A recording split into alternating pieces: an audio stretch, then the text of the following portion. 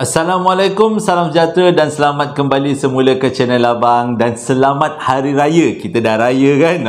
Selamat Hari Raya dan video ni akan ditayangkan pada hari Sabtu. Mungkin raya pertama, mungkin dah juga masuk raya yang kedua. Hari Sabtu, hari Ahad. Mungkin dah raya yang ketiga ataupun dah masuk raya yang kedua, salah satu lah kan.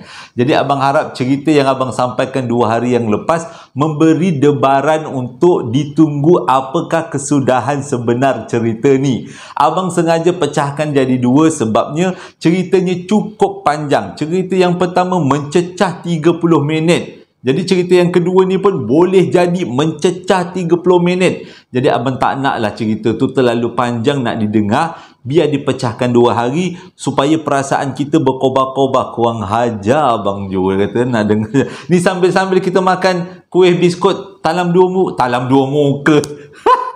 Biskut biskut raya. Talam 2 muka tu lain. Okey. Jadi sebelum kita mulakan cerita, marilah kita sama-sama berdoa kepada Allah Ta'ala. Semoga Allah panjangkan umur, murahkan rezeki, berikan kesihatan yang baik untuk kita semua dan permudahkan segala urusan kita dunia dan di akhirat. Dan semoga Allah memberikan syurga buat mak ayah kita di atas jasa-jasa mereka yang telah mendidik dan membesarkan kita. Tanpa membuang masa lagi, abang akan mulakan cerita kali ini dengan A'udzubillahi minasyaitonirrajim. Bismillahirrahmanirrahim. Ada satu kampung dekat Kelantan. Waktu tu kampung tu adalah kampung yang ramai jugalah penduduknya, lebih kurang 50 ke 60 keluarga. Dekat dalam kampung tu ada seorang budak perempuan yang memang cantik rupa parasnya dan memang dikenali sebagai orang yang sangat sopan santun. Pada masa yang sama, perempuan tu juga adalah berketurunan daripada darah-darah bangsawan. Dengan kata lain, bila dah sebut bangsawan pada tahun 1920-an dan 1919 macam tu, memang bukan orang-orang biasa. Mereka ini adalah orang-orang yang kaya raya, yang ada banyak tanah, banyak harta. Jadi tumbuhlah besar, membesarlah perempuan ini dan diberi nama Fatimah. Fatimah membesar macam biasa seperti anak-anak remaja lain, melakukan banyak aktiviti termasuk aktiviti-aktiviti yang agak ekstrim seperti memanjat pokok kelapa. Ditakdirkan pada satu hari Fatimah akhirnya mendapat kecederaan sewaktu memanjat pokok kelapa yang menyebabkan dia terjatuh daripada pokok kelapa dan menyebabkan badan dia mengalami pendarahan. Pada waktu tu nak pergi hospital memang susah. Jadi Fatimah telah dirawat oleh beberapa orang bidan kampung dan juga bomoh-bomoh. Bukan bomoh lah, perubatan lah, ahli perubatan. Jadi disebabkan cek, akhirnya bidan-bidan bersepakat Fatimah tak boleh mengandung di atas beberapa faktor. Tapi dia tak beritahulah benda tu macam mana dia tak boleh mengandung. Kalau kita sekarang ni mungkin ada kecederaan berlaku dekat rahim. Mungkin itu yang dimaksudkan oleh bidan-bidan ni. Sejak daripada tu, hebohlah cerita. Walaupun Fatimah ni cantik rupa parasnya, tak ada orang pun nak kahwin dengan dia. Sebabnya semua orang tahu yang dia ni tak akan boleh mendapatkan anak. Disebabkan tu, hidup Fatimah agak depres, kalau maksudnya agak tertekan pada waktu tu sebab rupanya ramai orang yang tahu. Bila orang dah tahu, orang tak nak kahwin dengan dia. Dan bila orang tak nak kahwin dengan dia, dia pun sikit-sikit menjadi anak dara tua lah kan. Tapi takdir Allah Ta'ala nak tolong. Pada satu hari dia berkenalan dengan seorang lelaki Siam yang bekerja dekat kampung tu. Nama lelaki Siam tu mungkin Menam Chopraya contohlah apalah nama Thailand lah, nama Thailand. Jadi berkenalanlah dia dengan Fatimah. Akhirnya diorang buat keputusan nak kahwin. Cumanya yang menjadi halangan ialah si lelaki ni ada banyak tattoo dekat belakang badan dia, pelik-pelik tattoonya, dan juga lelaki ni beragama bukan Islam. Jadi untuk meneruskan perkahwinan ni, si budak lelaki ni perlu menganut agama Islam terlebih dahulu. Disebabkan memang keluarga dan keadaan kampung tu banyak orang Islam. Kebanyakannya, ada juga yang bukan daripada Islam, ada juga yang agama lain, tapi banyaknya orang Islam lah. Akhirnya lelaki tu pun dengan rela hati masuk Islam dan akhirnya berkahwin dengan Fatimah. Sebelum kahwin, Fatimah dah bertanya, dah beritahu dekat lelaki tu keadaan sebenar diri dia, supaya lelaki tu nanti tak rasa terkejut bila dengar cerita yang dia ni tak boleh mengandung. Tapi si lelaki ni cakap, itu semua adalah kerja yang di atas, kerja Allah Ta'ala. Jadi janganlah kita letakkan halangan, terus berharap. Dah lah dapat dia ni pula daripada Siam yang kerja dekat kampung tu, dengan kata lain memang tak ada keluarga saudara mara lah kan. Dapat pula kahwin dengan seorang perempuan cantik pula tu, keturunan bangsawan, kaya raya. Jadi mungkin dia fikir tak ada anak pun tak apalah. Lelaki tu menukarkan namanya menjadi Kasim. Jadi kahwinlah Fatimah dengan Kasim. Selepas beberapa tahun kahwin, tapi diorang tetap juga tak dikurniakan anak, dan ini memang sedia maklum lah. Diorang semua sedia maklum. Sampailah satu hari tiba-tiba ada orang datang dekat rumah diorang. Orang tu adalah orang Siam juga, bawa baby. Bila tengok macam tu, Kasim dan juga Fatimah tengok baby comel macam tu, dia pula tak ada anak. Jadi dia tanya dengan perempuan tu, kenapa datang rumah sini? Oh, perempuan tu cakap, Tuhan bagi tahu supaya datang rumah ni sebab rumah ni perlukan anak. Tak tahulah betul ke perempuan tu cakap, dan betul-betul ada dihantarkan anak tu kat rumah ni. Jadi si Kasim ni tanya dengan Fatimah ni, anak ni awak nak bagi kat kami ke? Dia kata, ya, saya orang susah, dia kata. Tapi cakap Siam lah kan. Apa tak tahu cakap Siam. Itu cakap Arab kan. Jadi dia kata ni nak bagi anak. Jadi diorang pun laki bini terimalah dengan hati yang terbuka.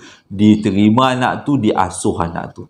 Tapi anak tu memang pelik. Daripada kecil memang pelik. Kalau budak-budak kecil selalu menangis malam kan, ni dia tak menangis pun. Mungkin memang dia dah dilatih daripada baby kan. Walaupun macam mana lapar ke ataupun cuaca panas ke, dia tak pernah menangis sejak daripada baby sampailah besar. Dan bila dia besar pula, ada satu perangai yang pelik. Dia suka pukul binatang. Ayam-ayam dia pukul, kucing dia pukul. Apa yang nampak macam binatang, dia pukul. Dia memang suka tengok benda tu tercedera. Benda tu terlengkat-lengkat, dia suka. Bila meningkat lagi besar, ada satu lagi benda yang pelik. Dia tak nak pergi mengaji. Puaslah Kasim bawa anak dia ni, yang namanya Azlan, lupa beritahu, yang namanya Azlan, bawa anak pergi ngaji, tapi anak tu tak nak. Okay, ini diceritakan oleh Kasim sendiri. Kasim diceritakanlah kepada orang yang memberitahu dulu. Terpotong cerita pula. Jadi anak ni dah tak nak mengaji. Dah lah tak nak mengaji, tak nak semayang, tak nak baca Quran, tak nak lah segala-gala yang berkaitan dengan agama, memang dia tak nak. Disuruh, dia boleh mengamuk dekat dalam rumah tu. Dan bila dia meningkat dewasa, dia selalu banyak habiskan masa dekat hutan. Dekat belakang rumah dia orang tu adalah hutan belantara. Dan dia suka masuk dalam hutan tu sampai petang baru dia keluar. Ada kalanya dia duduk dekat hutan tu berhari-hari baru dia keluar. Benda ni mula-mula nampak pelik, tapi akhirnya Fatimah dengan Kasim terima anak ni seadanya. Dia redha je lah anak ni macam pelik-pelik. Pada umur Azlan 16 tahun, pada waktu tu dia baru balik daripada hutan belakang rumah. Dia bawa dua benda, rantai dan juga cincin. Pada waktu tu Kasim dengan Fatimah tengah rehat-rehat dekat dalam rumah, lebih kurang pukul petang lah, minum-minum petang macam tu. Jadi waktu itulah si Azlan balik bawa cincin dan juga rantai. Dihadiahkan rantai ni pada mak dia. Mak, rantai Azlan bagi. Bila mak dapat hadiah daripada anak, tak tolak. Rantai tu pula emas cantik, ada ukiran-ukiran. Pada zaman tu memang agak pelik. Walaupun mak dia ni banyak emas, keluarga raja kan, banyak emas, banyak simpanan, banyak tanah, tapi tetap gembira dapat hadiah daripada seorang anak walaupun sebentuk sekalung rantai.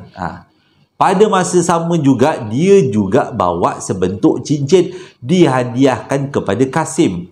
Jadi laki bini dia dapat hadiah seorang satu. Tak ada masalah, benda tu okey je. Hari berganti hari, dan tiba-tiba pada satu hari berlaku peristiwa yang pelik. Waktu Fatimah dengan Kasim balik daripada rumah saudara mara naik basikal, daripada rumah saudara mara petang tu, dia masuk rumah, dia dapat menghidu sesuatu yang pelik baunya. Dan waktu tu Kasim betul-betul terkejut sebab bau yang diorang bau tu adalah bau arak. Masuklah laki bini ni seorang masuk dekat dalam rumah, dia tengok Azlan tengah mabuk. Waktu tu laki bini ni punyalah marah. Si Kasim ni, dia bila tengok Azlan ni dah mabuk, dia rasa nak terajang, tapi dia tak boleh terajang. Dia rasa satu badan dia ni kena pasung, terdiam, terkaku macam tu je. Pada masa yang sama, si Fatimah cuba nak marah anak dia, tapi tak berkesan. Terdiam macam tu je. Waktu tu, Azlan terkekek-kekek gelak. Nampak macam bapak dia nak terajang dia, tapi tak dapat, gagal. Nampak macam mak dia nak marah, tapi tak boleh buka mulut. Jadi, waktu tu, Kasim baru perasan. Ini semua berpunca daripada cincin dan rantai yang diberikan oleh anaknya. Bila dia ingat-ingat semula, cincin dengan rantai tu diberikan sewaktu anak dia baru keluar daripada hutan. Tak tahu siapa yang dia belajar dekat dalam hutan tu, tapi itulah yang dia dapat daripada hutan dan diberikan kepada mereka berdua. Dan sedarlah mereka berdua dah kena pasung, dah kena diperalatkan. Bila macam tu, Kasim istighfar banyak-banyak, ambil masa yang lama untuk bergerak keluar daripada bilik, dan lebih kurang 10 minit dia dapat keluar daripada bilik, diikuti dengan Fatimah dapat keluar daripada bilik. Dia orang termenung. Apa yang terjadi dekat dia? Adakah dia telah dikuasai dengan cincin dan rantai? Bila dah habis petang, masuk ke malam, esok pagi, terus Kasim tanya dengan anak dia, mana dia nak dapat rantai tu. Selamba badak Kasim beritahu, orang dapat daripada hutan lah. Nak kawal mak dengan ayah, mak dengan ayah kan liar. Jadi nak kawal kena pakai tu, ada kadam tu. Itu dua-dua tu ada kadam tu. Memang aku letak untuk mak dengan ayah, supaya mak ayah tak perangai macam haram. Dengar jawapan daripada anak yang macam tu, kalau abang-abang jadi takut tu. Ini dia dah masuk lain pelik tau. Lain pelik. Jadi dia kata bila dengar macam tu, Kasim dengan bini dia rasa macam dia dah tak kenal siapa anak dia. Walaupun dia yang asuh, dia dah tak kenal. Anak dia memang betul-betul berbeza. Dan yang lebih menakutkan lagi, bila ada sesetengah hari, kalau tak silap abang, ceritanya hari Selasa. Hari Selasa mesti Azlan akan keluar daripada hutan bawa kawan-kawan. Pelik dia kata. Dan kawan-kawan dia ni akan naik ke rumah waktu malam, dan kawan-kawan dia ni akan dijamu dengan ayam panggang. Tapi mengikut ceritanya, bila dijemput kawan-kawan dia ni, disertai dengan angin. Bila kawan-kawan Azlan datang, disertai dengan angin. Tapi nak dengar bunyi tapak kaki menghinjak lantai dalam rumah papan, tapi tak nampak orang. Puaslah Kasim dan juga Fatimah tenung ke kawasan ruang tamu, nak tengok ni ada orang ke tidak. Sebab pada waktu tu si Azlan bercakap-cakap dengan orang, nampak macam bercakap dengan orang, tapi bercakap dengan angin yang tak nampak. Pernah juga si ayah ni tanya, mana kawan kau? Dia boleh jawab, buta apa? Ni ada kat depan ni semua kawan-kawan saya dah ni. Tapi tak nampak. Ada sekali tu, dia bawa kawan-kawan dia nak jamu ayam panggang. Ayam golek lah, ayam golek panggang. Keluarga ni kan memang kaya, banyak ayam kat dalam reban. Jadi ayam ambil satu buat ayam panggang, tak ada terasa lah apa kan. Waktu tu, Kasim tak ada kat rumah. Dia ada urusan lah dengan jiran. Sedapnya jiran buat kenduri macam tu. Yang tinggal kat rumah tu adalah Fatimah. Sewaktu Azlan bawa balik kawan-kawan, punyalah Fatimah terkejut. Kawan-kawannya tak nampak badan, tapi nampak mata. Dan mata yang datang tu semuanya mata-mata merah. Nampak mata hitamnya, tapi matanya merah. Waktu tu tak berani Fatimah nak tegur. Tahulah Fatimah, anak dia ni bersahabat dengan sesuatu di dalam sebelah. Dia tak boleh marah sebab dia dah pakai rantai yang anak dia berikan. Beberapa kali juga dia cuba cabut. Tapi bila sampai dekat sini, tangan dia jadi lemah. Macam tu juga dengan Kasim. Dia cuba cabut cincin. Tapi tak boleh. Ketat gila. Memang pelik dia kata. Dan itu menjadikan diorang laki bini takut dengan anak sendiri. Satu hari, Kasim dengan Fatimah bergaduh dengan Azlan sebabnya diorang nak cabut rantai dengan cincin yang diberikan Azlan. Tapi Azlan betul-betul menghalang sampai nak jadi adigan bertumbuk. Tapi yang peliknya, walaupun Kasim cuba nak tumbuk Azlan, tapi tak boleh. Tangan dia tak boleh angkat, menggigil. Gelak-gelak si Azlan. Azlan cakap apa? Itu kadam yang saya letakkan pada mak dengan ayah. Supaya mak dengan ayah tak buat benda-benda bodoh dengan saya. Biar saya yang memberi arahan supaya mak ayah ikut cakap saya. Bila dengar macam tu, mak ayah mana yang tak seram? Seram kan? Jadi bila dah gaduh-gaduh macam tu, nak bertumbuk tapi tak boleh bertumbuk. Fatimah nak menjerit, maki hamun pun tak boleh. Tapi yang boleh dibuat adalah maki hamun yang dilemparkan oleh Kasim. Jadi Kasim walaupun dia tak boleh tumbuk, tapi dia boleh maki anak dia. Dia maki anak dia gila-gila. Aku yang bela kau, aku yang asuh kau daripada kecil, aku gini-gini, bagi kau makan semua. Waktu tu Azlan gelak je. Azlan boleh cakap apa? Kau kalau marah-marah aku macam ni, nanti kau kena. Baik kau diam. Ayah, baik kau diam ya. Nanti kan kau kena malam karang. Betul juga. Malam tu Kasim tak boleh tidur. Badan dia macam kena panggang satu badan. Panas gila. Dan bila dia ingat balik, ini rupanya yang anak dia cakap. Badan dia tak boleh tahan, sampaikan dia terpaksa letak air dekat badan dia untuk bagi rasa sejuk. Waktu dia dah tengah mengelupur tu, tiba-tiba dia nampak dekat sudut bilik dia ada satu benda hitam. Warna matanya merah. Waktu tu dia tahulah yang menjadikan benda tu ada yang memerhatikan dia. Benda hitam tu yang dihantar oleh anak dia sebagai mata-mata untuk lihat apa yang berlaku kat dia. Dan pada waktu tu dia rasa kepanasan, tak boleh tidur, dan dia tidur akhirnya dalam keadaan yang badan dia dibasahi dengan air supaya tidak terlalu panas. Bila besok pagi bangun, terus si ayahnya tanya, nangis. Kasim nangis depan anak dia supaya diorang ni jangan diseksa lagi. Kasim cakap apa? Dia tak akan seksa mak ayah dia, tapi dengan syarat mak ayah dia ni tak boleh bergaul lagi dengan orang kampung. Jauhkan diri supaya rahsia tentang Kasim tidak diketahui oleh orang lain. Bila dengar syarat macam tu, Kasim dan juga Fatimah terus setuju. Setuju dia tak akan bongkarkan perkara ni. Jadi bila dia dah setuju macam tu, sejak daripada tu tak ada lagi gangguan-gangguan yang pelik. Cerita tentang sejarah Kasim, Fatimah dan anaknya Azlan, abang stop kat situ. Dan abang sambung tentang apa yang terjadi selepas Mak Timah meninggal. Bagi yang keliru, Mak Timah tu adalah Fatimah. Bila tua dia panggil Mak Timah. Kasim, bila muda dia panggil Kasim, dah tua dia panggil Pak Kasim. Jadi ceritanya, selepas kejadian Mak Timah meninggal dunia, keluarga tu langsung tak dihiraukan oleh orang kampung. Dan memang sebelum tu memang dia tak bergaul dengan orang kampung, tapi ni langsung tak dihiraukan. Tinggallah dua beranak dekat rumah tu, rumah yang separuh batu, separuh papan, besar gila dengan tiang-tiangnya sekali. Jadi selepas kejadian tu, Hanif beberapa kali juga ada lalu depan rumah tu. Tapi kebanyakan masa, rumah tu tertutup tingkapnya. Tak ada nampak macam orang keluar masuk.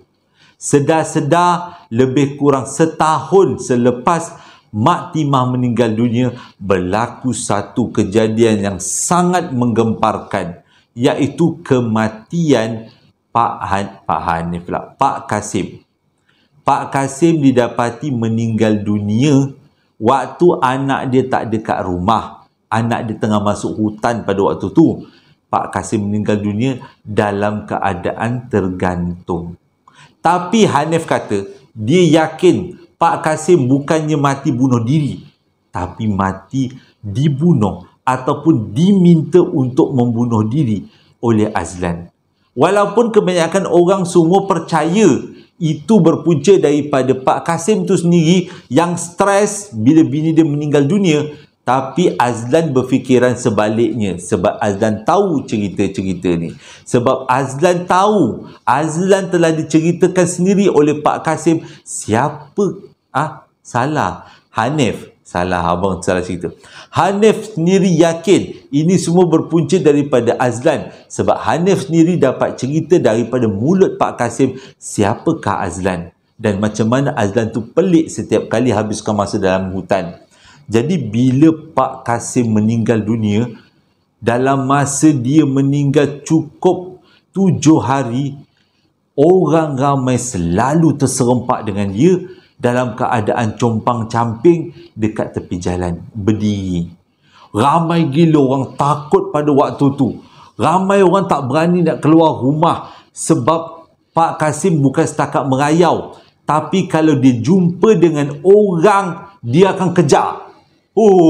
Dah lah kita tahu orang tu meninggal, terserempak tengah jalan, kejar pula tu. Waktu tu dia kata, mengikut cerita yang disampaikan, tak ada orang berani keluar daripada rumah selepas pukul 7 malam. Waktu tu 7 malam dah gelap kan, tak ada orang berani keluar daripada rumah. Mula-mula orang ingat 7 hari dah tamat. Tak, 8 hari ke-8 Pak Kasim ada lagi muncul. Tapi keadaan Pak Kasim makin teruk, seolah-olah macam makin membusuk. Hari ke-40, ingatkan dah tamat dah, tetap juga Pak Kasim merayau-rayau kat kampung tu. Sampaikan orang dah tak boleh nak menoreh lah. Kawasan tu waktu tu torehan getah. Orang dah tak boleh nak menoreh, takutkan dengan Pak Kasim yang selalu merayau-rayau. Kalau dulu waktu awal-awal orang jumpa masih lagi ada baju cuma compang-camping lah. Tapi kali ni dengan darah, dengan kulit, daging dia tercabut daripada tulang. Bila terserempak dengan orang, dia kejar. Gila, abang tak tahu nak bayangkan macam mana. Orang ramai pergi tahu pada Azlan.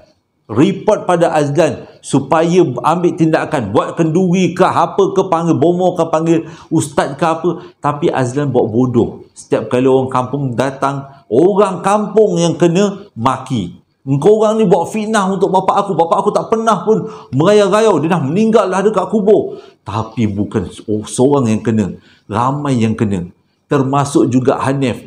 Pada satu hari Hanif waktu tu balik daripada waktu tu Hanif nak pergi ke kebun untuk menoreh getah. Pagi, lebih kurang pukul 5.30 macam tu. Semayang subuhnya dekat kebun dia dengan bini dia. Bila sampai dekat kebun, dia nampak Pak Kasim tengah berjalan-jalan petik-petik pokok dalam keadaan yang kainnya dah lusuh, dia kata, dan mukanya yang semakin hitam. Tapi duk petik-petik, ambil-ambil buah. Tak jadi dia menoreh waktu tu balik rumah. Jadi ini bukan cerita dongeng, semua orang tahu. Sampai ke 100 hari, ingatkan dah tamat, tak juga Pak Kasim merayau lagi. Sejak daripada tu, sorang-sorang orang kampung keluar daripada kampung tu. Dan akhirnya tinggal beberapa keluarga sahaja, termasuk keluarga Hanif. Bila dah ada keluarga, hanya beberapa keluarga saja yang ada dekat kampung tu, makin dahsyat gangguannya. Pernah sekali Hanif nak keluar, nak pergi solat subuh dekat surau.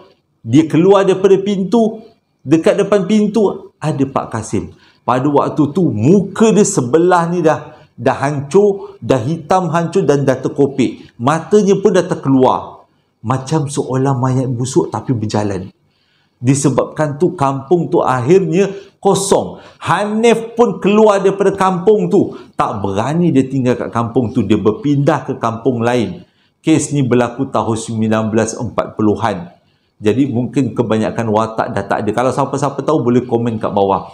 Kampung tu dikosongkan disebabkan arwah Pak Kasim yang merayau-rayau merayau-rayau cuba untuk bagi tahu yang dia ni masih hidup. Apa yang terjadi pada Azlan, semua orang tak tahu. Sejak semua orang kampung keluar daripada kampung tu, tak ada siapa tahu tentang Azlan. Azlan masih lagi duduk dekat rumah tu, tak tahu dia meninggal bila. Tahu-tahu dia pun dah hilang, mungkin dah masuk dekat dalam hutan.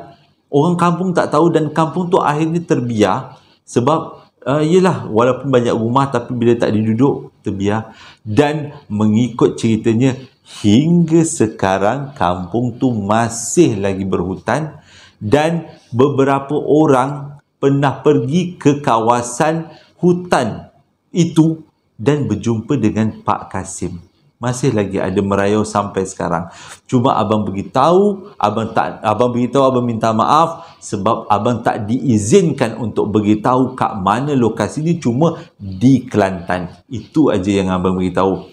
Dan sejak daripada tu keluarga tu simpan rahsia tentang kematian Mak Temah, dan keluarga tu dan ahli kampung tu tak tahu ke mana perginya Azlan, dan masih lagi misteri sampai sekarang tentang kematian Pak Kasim.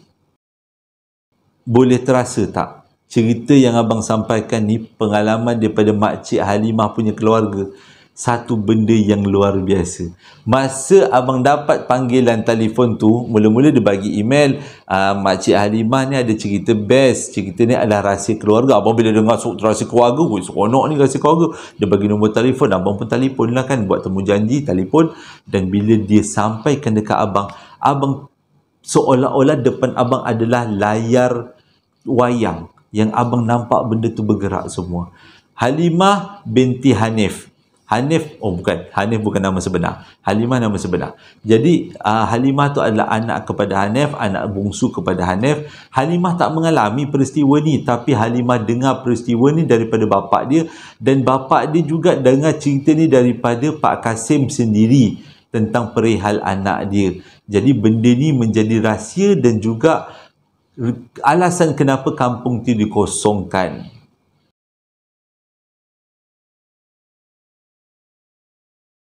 Terima kasih sekali lagi sudi dengarkan cerita yang abang sampaikan pada hari ini. Cerita kali ini abang tolonglah doa kepada Allah Ta'ala. Abang doakan supaya cerita ni akan difilmkan. Walaupun cerita abang cerita ni tak seram, tapi bila digarap dia akan jadi lebih seram tau. Dengan adegan-adegan yang pelik-pelik kan, boleh jadi lebih seram. Adakah kita boleh minta Sol untuk untuk mengarahkan filem ni? Sol tengah kontroversi sekarang ni. Nanti bagi dia relax dulu, kita bagi lain. Abang suka Ahmad Idham juga.